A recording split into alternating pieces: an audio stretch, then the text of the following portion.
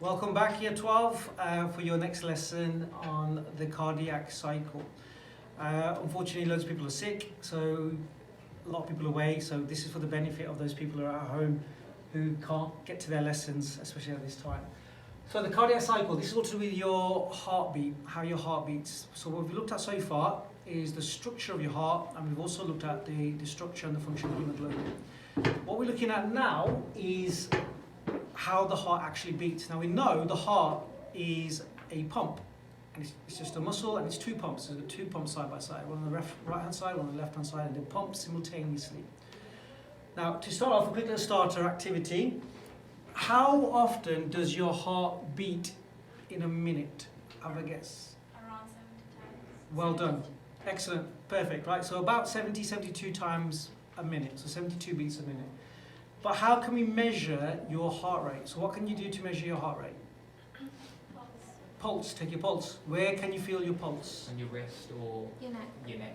Excellent. Right. So you can either feel your carotid artery in your neck. So if you get two fingers and put it on your neck there, or you can, I'll give a shout out to Sumaya because she's falling asleep.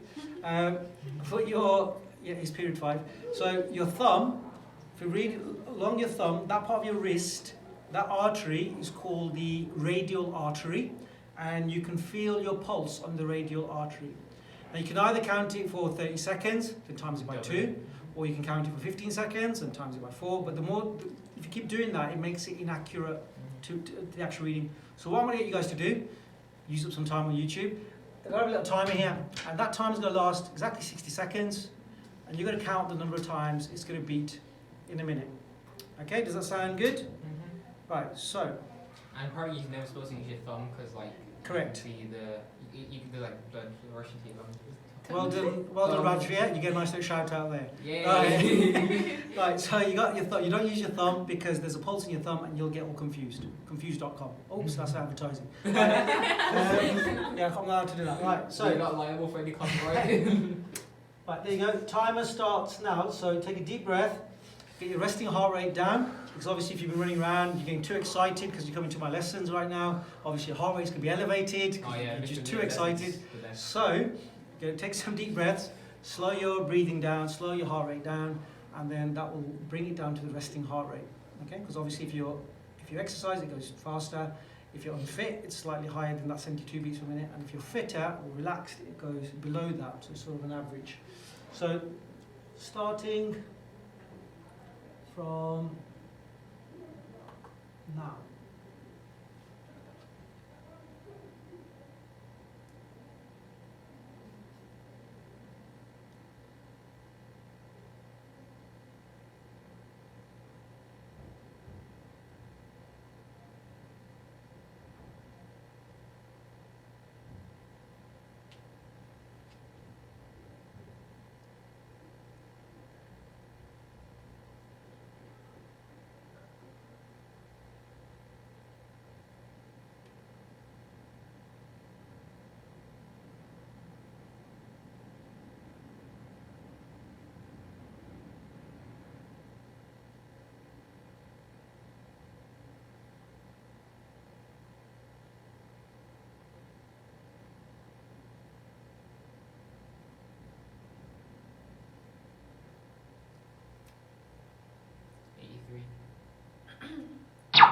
There you go. Here's a sound effect.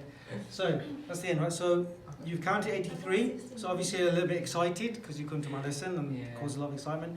So with mine, I cheated. Apple Watch, a bit more advertising there. Apple, you can send me some money if you like, but anyway, I'm free goods. So Apple Watch. This morning when I did it, when I woke up, I was really relaxed. I was lying in bed. It's got my breathe. I'm using the breathe app. 50 beats per minute. That makes me super fit or super asleep. And then now is somewhere between 80 and 90, which means I'm getting a bit too excited doing this video. Now, so cardiac cycle, the cardiac output. What do I mean by cardiac output? Cardiac output is the amount of blood your heart pumps out in 1 minute. So the cardiac meaning heart output is how much you take out or put out. How much blood gets pumped out per minute. So to measure that, you need something called a stroke volume. Okay? Now when I'm talking about stroke, I don't mean like when you stroke your cat or your dog or something like that. Stroke volume is like, you know, like the clock hands as they go around, it's like a stroke. Here, what it just means is one beat. So in one beat, one stroke, one pump, what is the volume of blood in one little pump? So if you imagine the heart is like a little bag, like a little purse, and there's blood in it, sounds a bit weird, but and if it squeezes out, you squeeze all that blood out, like spurts it out. So that's the volume of the blood in one heartbeat, and then you need to times the number of times your heart beats in a minute, i.e. your heart rate. So how many times does your heart beat in a minute? So that's per minute. So the units are going to be, well, volume is measured in centimeter cubed or decimeter cubed. Okay, now decimeter cubed, what's the equivalent unit of a decimeter cubed, the volume? 1 decimeter cubed is 1,000 milliliters, which is 1 litre, right? So we're measuring it in litres or decimeter cubed and per minute. So it's litres per minute or decimeter cubed per minute. So that's how much blood is your heart going to pump out in a minute. So that's what that is. Decimeter cubed per minute. That's your cardiac output.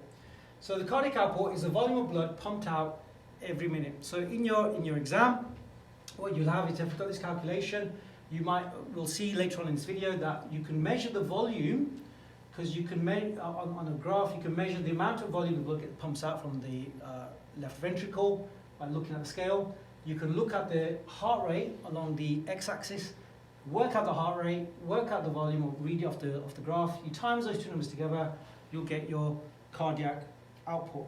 It's quite straightforward. Does that make sense? Yeah. Okay, so trickier things then. So let's go back 1 second. Right, so bang on, 72 beats per minute, like you said, Jasmine. There you go, a little shout out for you. So average heart rate 72 beats per minute, which means that the one heartbeat is about 0.8 seconds. But if you're fit like me, it'd be like once every second, so it'd be like more like 60. Okay? Yeah. A fit old man, right? You could not change the I for an A, by the way. So 0.8. You got that? Oh, you got that. Oh, very good. Right.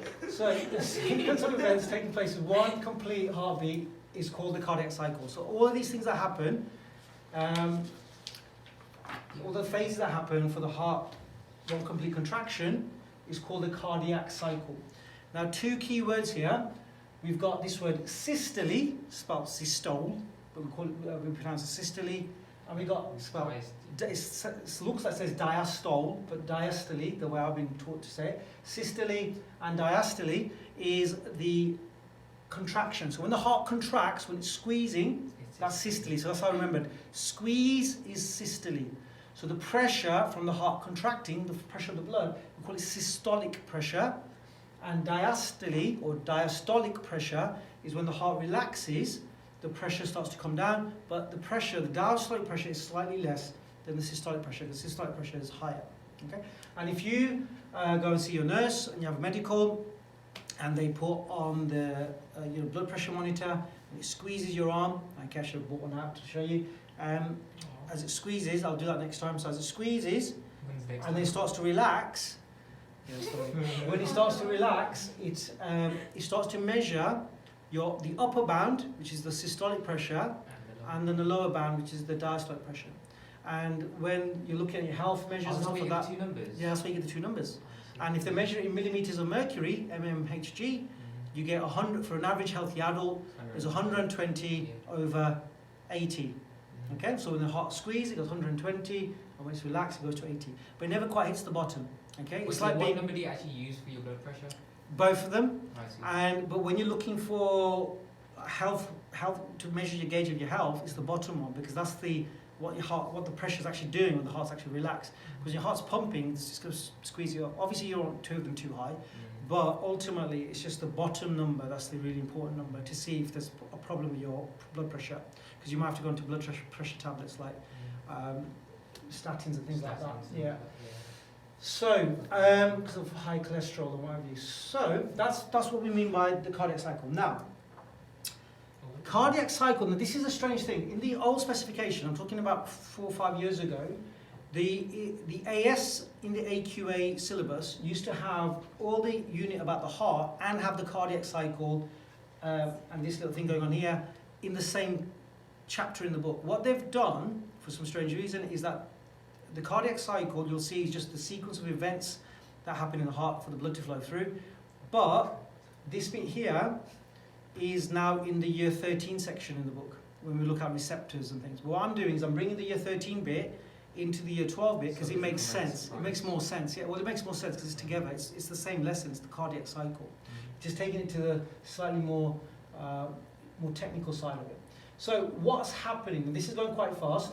If it's going too fast on the video, you can always obviously slow it down by pressing the slow down motion. But then I'll be talking really slow, and you don't want that. Anyway, so what you got there? So you got your 4 chambers that we looked at about last time. So you got your, what's this chamber called?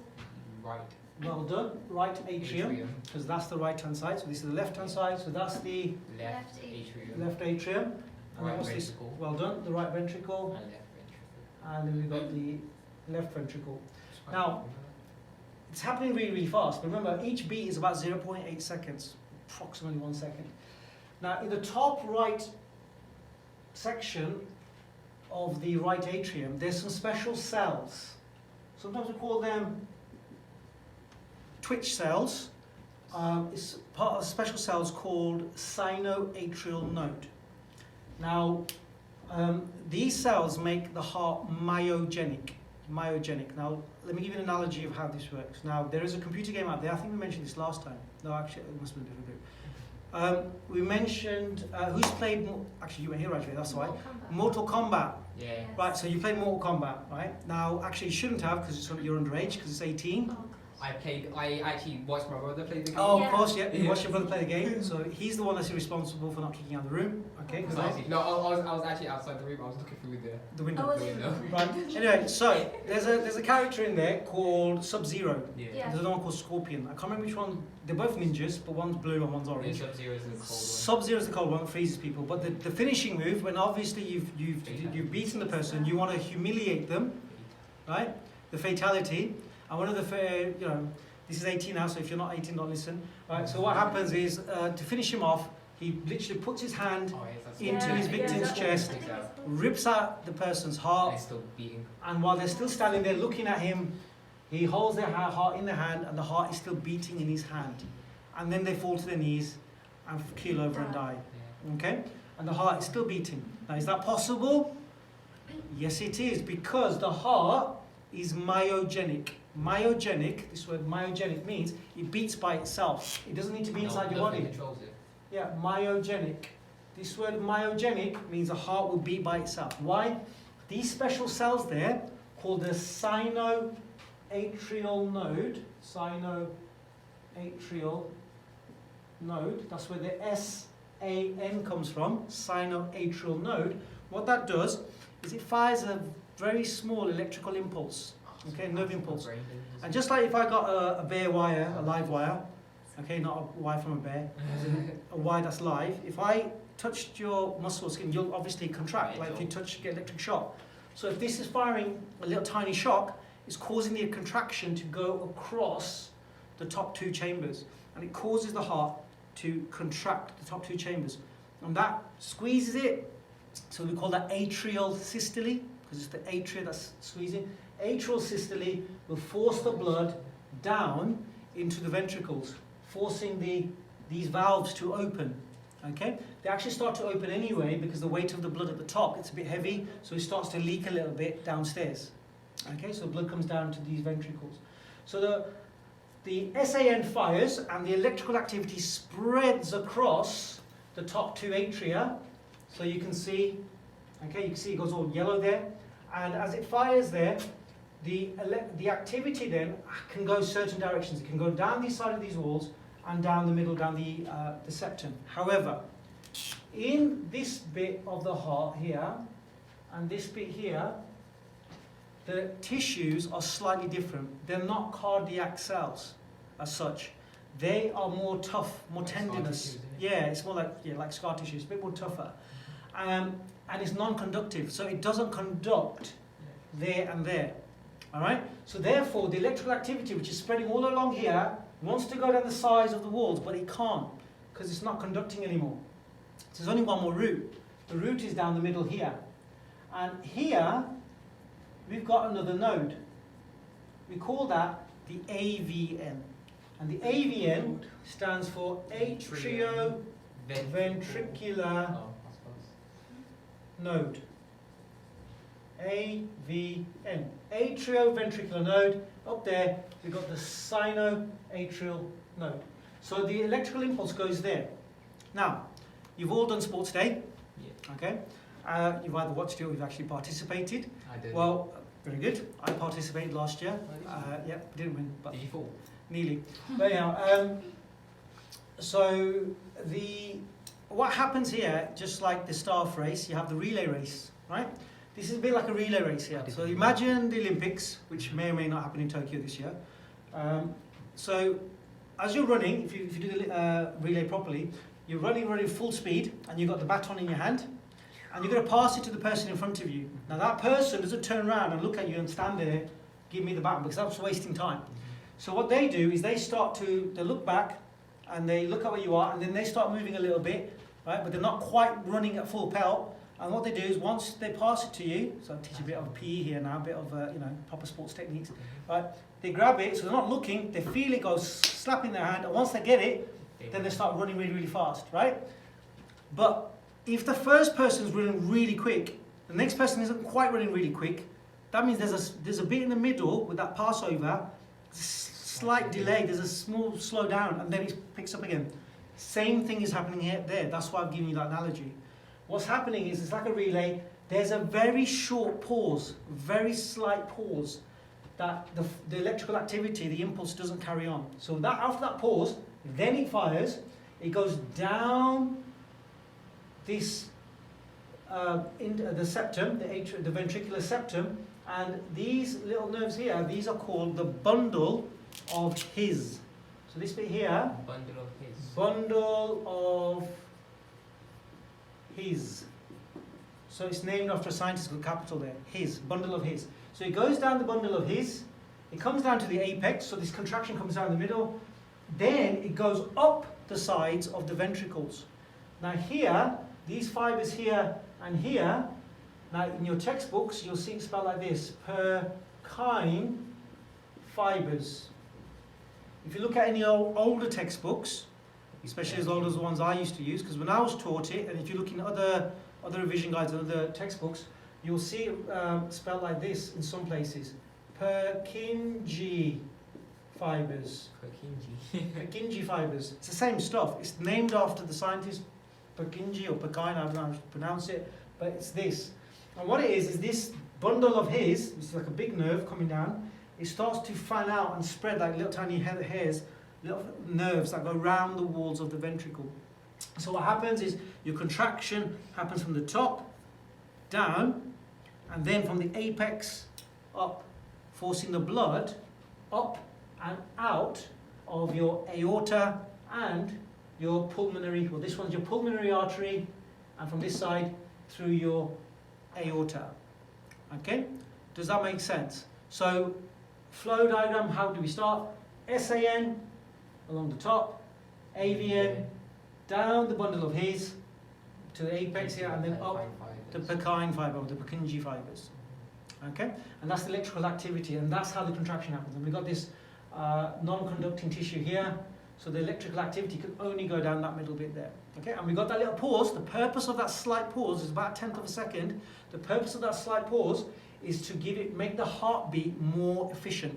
Because if you just goes bang, bang, bang, really quick, like a quick contraction, you're not giving enough time for ventricular filling. So you want more blood, you want as much blood as possible in the ventricles. So when you do force that blood out, you got as much blood as possible being pumped out of the heart to the rest of the body or to the lungs. Okay? Because if you didn't, and it's only half filled, that's a waste of energy, because it takes energy for every contraction. So if you're going to do something, you've got to go, take the whole amount. It's like me, Amazon driver. I'm not an Amazon driver, but if more advertising there. But if I was driving for Amazon and I was going to do a delivery, would it make sense to go to the depot, fill up half my car or van or whatever, and then take it and then go back to the depot? No. I might as well fill up my car first thing in the morning with everything, so it's completely loaded, then go out on my journey.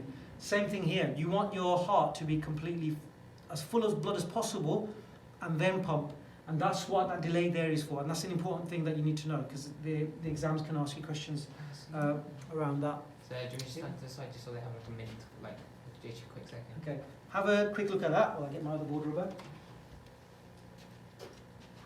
Pause now if you need to. So you know the Purkinje fibers? Yep. Is that the whole of the yellow lines? Yeah, these little feathery bits here, all of these bits are the So the Purkinje bundle fibers. of his is the middle. The bundle of his is in the middle, and the Purkinje Purkinje fibers are the bits that go around like that. Okay? Does that make sense? Any other questions? Okay, good. Gonna get on to some more harder stuff in a second. Which is off.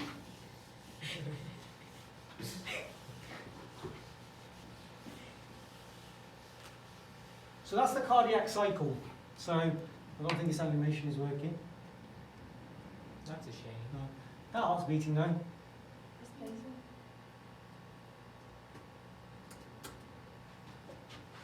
Now it decides to crash. So I should pause it.